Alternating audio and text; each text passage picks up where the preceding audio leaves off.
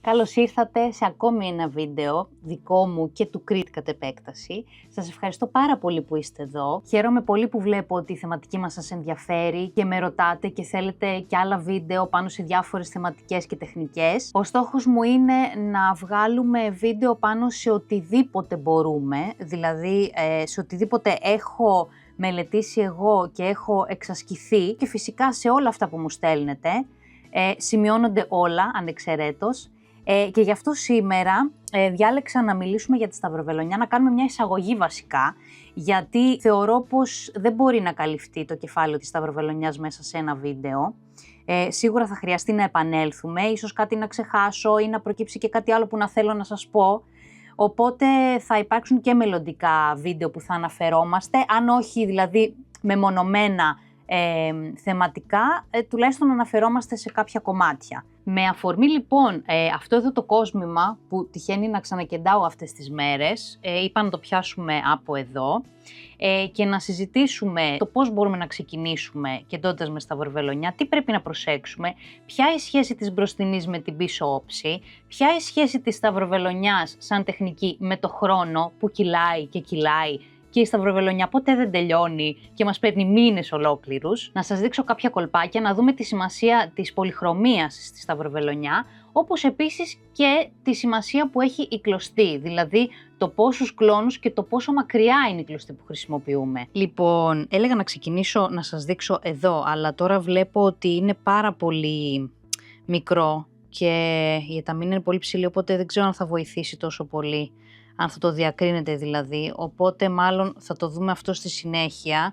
Θα ξεκινήσω τώρα με μια μεγαλύτερη, πιο αραιή εταμίνα, για να το καταλάβετε καλύτερα αυτό που θέλω να σας πω δηλαδή. Πώς ξεκινάμε μια σταυροβελονιά? Αρχικά βλέπουμε το ύφασμα που χρησιμοποιούμε, αν είναι πολύ πυκνό ή πολύ αραιό. Αν έχετε ένα πάρα πολύ αραιό ύφασμα όπως είναι αυτό εδώ που χρησιμοποιώ εγώ, θα χρησιμοποιήσετε περισσότερους κλόνους στην κλωστή.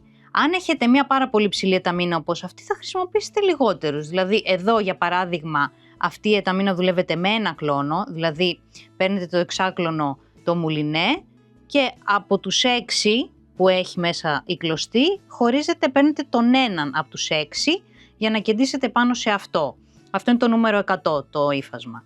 Αυτό εδώ τώρα που είναι το φρίξο στο χακί, είναι τόσο μεγάλες οι τρύπες του που θα χρησιμοποιήσω ολόκληρο το εξάκλονο. Με βάση τα υφάσματα που υπάρχουν στην αγορά, συνήθως δουλεύουμε είτε μονόκλονη κλωστή, είτε δίκλονη, είτε τρίκλονη, είτε εξάκλονη. Συνήθως οι 4 και οι 5 κλόνοι δεν προτιμούνται τόσο συχνά. Εγώ τώρα θα ξεκινήσω με εξάκλονη κλωστή, που σημαίνει ότι η εξάκλονη μπορεί να θεωρηθεί ότι είναι και μονόκλονη. Γιατί ουσιαστικά μιλάμε για μία κλωστή. Την διαχειριζόμαστε σαν μία κλωστή μεμονωμένη, απλά είναι πιο χοντρή από τη μονόκλονη. Ο τρόπος για να ξεκινήσουμε, ο πιο απλός τρόπος που μπορείτε να κάνετε είναι ένας κόμπος. Δηλαδή κάνετε ένα κομπάκι εδώ στην άκρη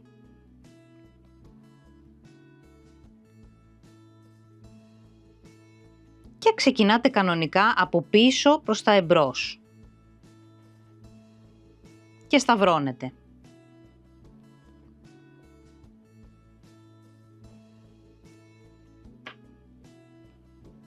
Αν δεν θέλετε τώρα να ξεκινήσετε με κόμπο γιατί η πίσω όψη σας θα είναι εμφανής και με ένα γύρισμα θα μπορεί να φαίνεται, οπότε θέλετε να είναι πιο περιποιημένη, ξεκινάτε ξανά από πίσω προς τα εμπρός, η ίδια κίνηση.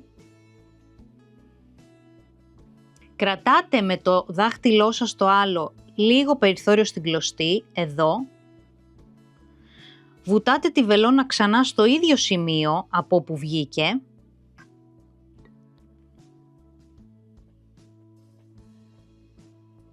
Και αφήνετε μια θηλιά.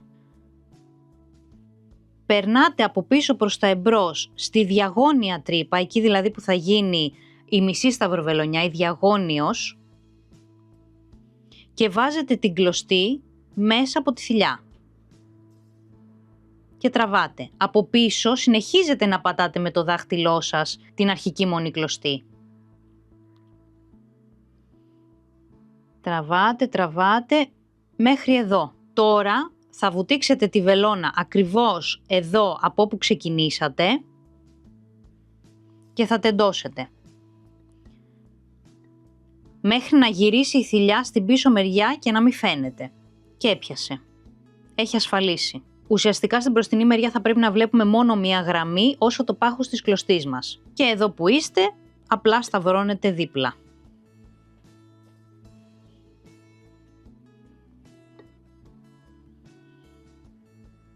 Ο τρόπος αυτός που σας έδειξα τώρα μπορεί να χρησιμοποιηθεί από όλα τα νούμερα κλωστής, δηλαδή ανεξάρτητα από το πόσους κλόνους έχετε επιλέξει να χρησιμοποιήσετε. Παράλληλα όμως υπάρχει ένα τρίκ που μπορείτε να κάνετε μόνο σε 3 περιπτώσεις. Όταν θέλετε να χρησιμοποιήσετε 2, 4 ή 6 κλόνους, δηλαδή όταν το νούμερο που έχετε διαιρείται με το 2, δηλαδή το 1 δεν διαιρείται με το 2, δηλαδή δεν βγάζει ένα σταθερό αριθμό.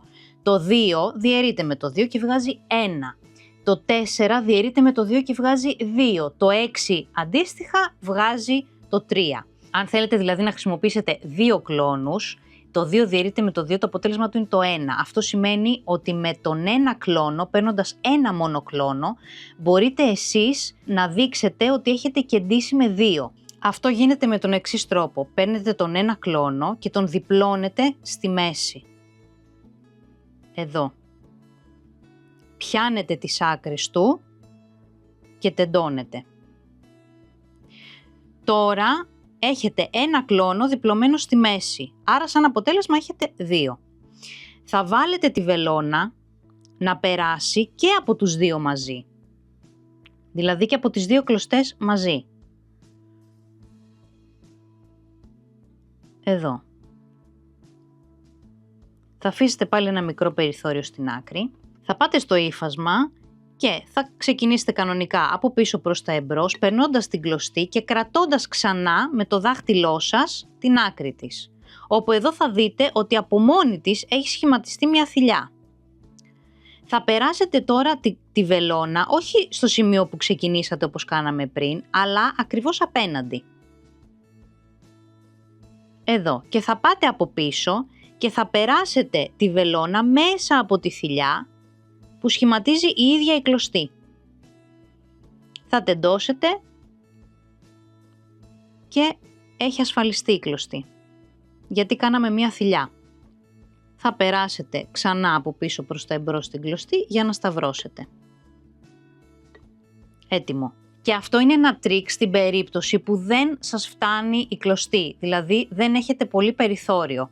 Οπότε με μία κλωστή μπορείτε να τη χωρίσετε στη μέση.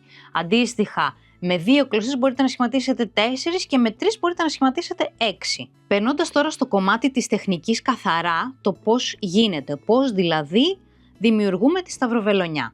Ο πιο εύκολος και γρήγορος τρόπος είναι να μην σταυρώνετε κάθε κουτάκι ένα-ένα ξεχωριστά, αλλά να δημιουργείτε πρώτα τη μία διαγώνιο από τις 2, δηλαδή για παράδειγμα έχετε να κεντήσετε αυτήν εδώ τη γραμμή μέχρι εδώ. Αντί να πάτε να σταυρώσετε ένα-ένα τα κουτάκια, δηλαδή να τελειώνετε ένα-ένα κουτάκι, θα κάνετε πρώτα το μισό σταύρωμα και θα γυρίζετε προς τα πίσω, ολοκληρώνοντας τη σταυροβελονιά.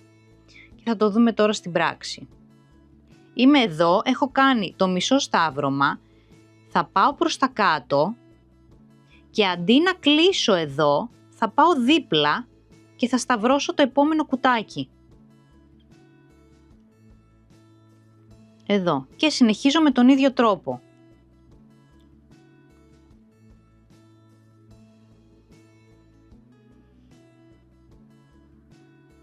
Γενικά να θυμάστε ότι το ανθρώπινο μυαλό προσαρμόζεται πολύ πιο εύκολα και γρήγορα όταν έχει να κάνει μία επαναληπτική διαδικασία, μία επαναληπτική ενέργεια. Δηλαδή ο χρόνος που θέλει στο να προσαρμοστεί είναι λιγότερος από το να ολοκληρώσει μία δουλειά και να ξαναξεκινήσει από την αρχή κατά κάποιο τρόπο. Οτιδήποτε λοιπόν επαναληπτικό βοηθάει πάρα πολύ και είναι αυτός ένας από τους κύριους λόγους που η σταυροβελονιά βοηθάει στο να ηρεμεί το πνεύμα, γιατί είναι μια διαδικασία που επαναλαμβάνεται.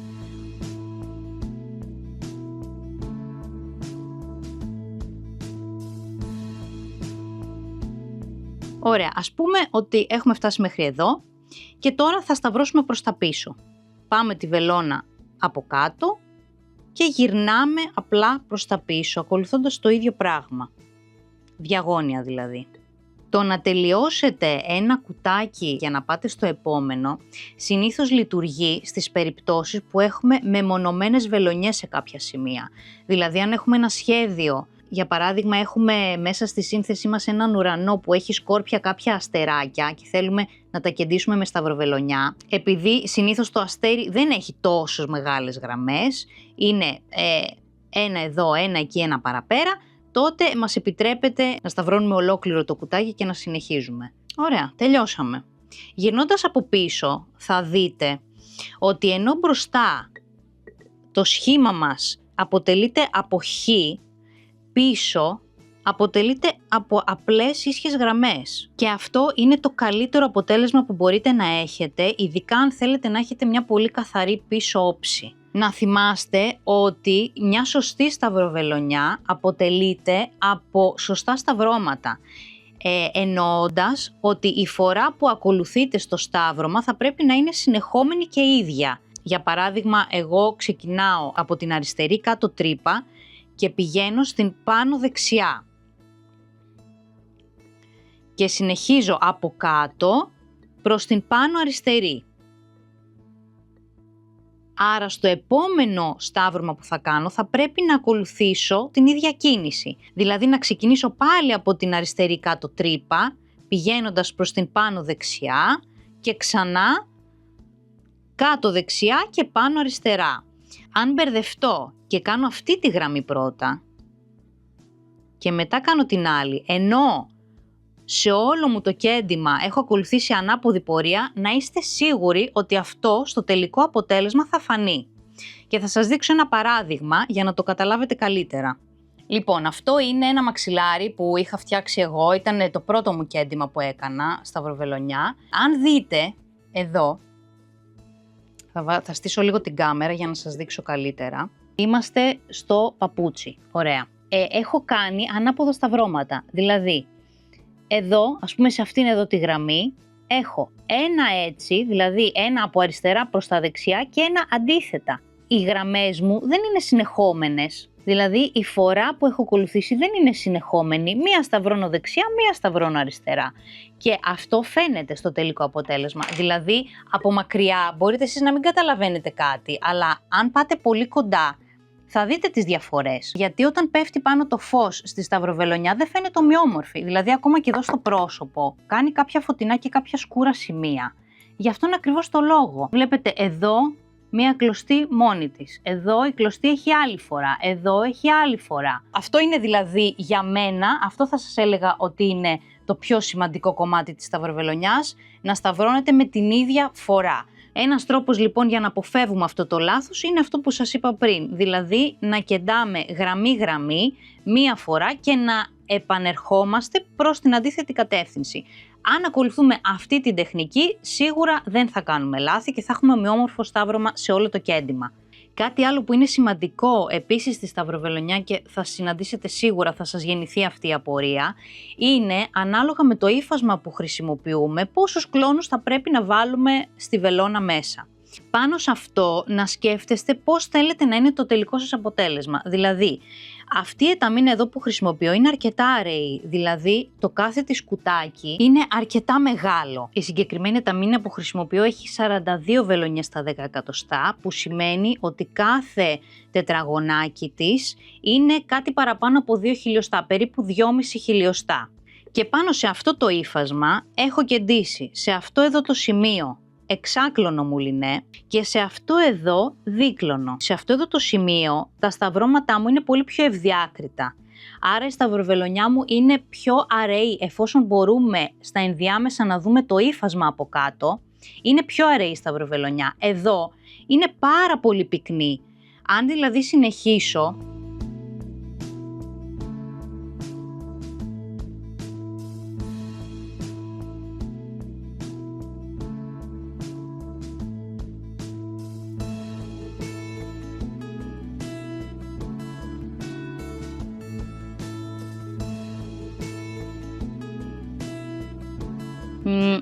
Εδώ τώρα τη σταύρωσα λάθος με διαφορετική φορά, αλλά δεν με πειράζει. Θέλω απλά να δείτε το αποτέλεσμα. Εδώ έχω ένα πάρα πολύ πυκνό κέντημα και δεν μπορώ να δω στα ενδιάμεσα το ύφασμά μου από την κάτω μεριά. Γι' αυτό το λόγο εγώ πάντα επιλέγω κάτι ενδιάμεσο, δηλαδή δεν θα πάω στους 2, αλλά δεν θα πάω ούτε στους 6, θα πάω στους 3. Σε αυτά τα υφάσματα συνήθως επιλέγω 3 κλόνους. Με ενδιαφέρει δηλαδή να φαίνεται ελαφρώς από κάτω το υφάσμά μου, όχι τόσο πολύ, αλλά όχι και τόσο πολύ πυκνό.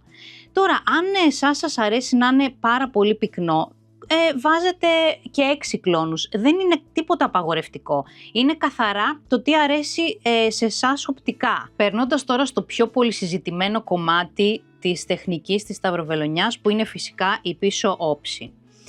Γιατί είναι τόσο πολύ συζητημένη? Αυτό ξεκινάει από πάρα πολύ παλιά, από τότε που η σταυροβελονιά και το κέντημα γενικά ήταν μέθοδος τιμωρίας και όχι μέθοδος ηρεμίας και meditation, να το πω έτσι. Ούτε καν σαν μορφή χόμπι δεν το είχαν τότε. Οπότε μιλάμε για κεντήματα άψογα, τέλεια, που όλοι τα γυρνούσαν από την ανάποδη επίτηδες για να δουν κατά πόσο είναι καλά κεντημένο και σωστό το έργο. Αν δηλαδή δεν έχει κόμπους, αν είναι ομοιόμορφο και αν ουσιαστικά αυτό που βλέπεις στην μπροστινή μεριά μπορείς να το δεις και στην πίσω. Πλέον και όσο περνάνε τα χρόνια, ευτυχώς διώχνουμε αυτό το αγκάθι από πάνω μας, γιατί το κέντημα έχει επανέλθει με μια άλλη φιλοσοφία. Διαλέγουμε να κεντήσουμε, δεν μας το επιβάλλει κάποιος, οπότε φυσικά δεν χρειάζεται να σκεφτόμαστε και το πώς θα είναι η πίσω πλευρά.